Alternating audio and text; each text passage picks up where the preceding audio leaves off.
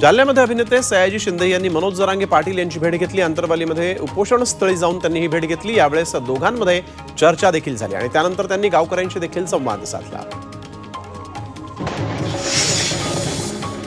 परभणी जिल्ह्यातील काँग्रेस आणि राष्ट्रवादीचे 50 आजिमाची नगरसेवक सोडचिठ्ठी देत आहेत। हे सर्वच जण शिंदे गटामध्ये प्रवेश करत आहेत। विशेष म्हणजे राष्ट्रवादीचे मुस्लिम पदाधिकारी माजूलाला हे देखील शिंदे गटात प्रवेश करणार आहेत। आज वर्षा बंगल्यावर जाऊन ते शिंदे गटामध्ये प्रवेश करतील।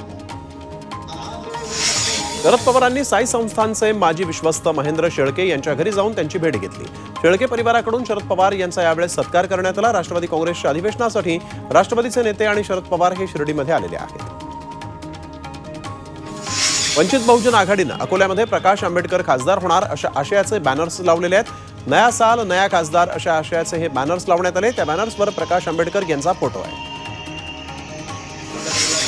राष्ट्रवादीचे ज्येष्ठ नेते एकनाथ खडसे आणि भाजपचे आमदार मंगेश चव्हाण आज एकमेकांसोबत चहाचा आस्वाद घेताना पाहायला मिळाले। एकमेकांचे राजकीय विरोधक असलेले हे नेते चाळीसगावमध्ये आमनेसामने आल्यानंतर त्यांच्यात चर्चा रंगल्याची ही माहिती आहे। पुरंदर हवेलीचे आमदार जे आहेत संजय जगताप यांच्यासह 32,000 लोकांना निवडणूक आयोगाने नोटीस पाठवली। मतदार याद्यांमध्ये दुबार नावे आल्यामुळे या नोटिसा आलेल्या आहेत। शिवसेना अध्यक्ष आणि युवक अध्यक्षांच्या कुटुंबातील नावे 2-2 गावात असून देखील त्यांना कोणतीच नोटीस दिली गेली नाही असा आरोपही जगताप यांनी केला आहे।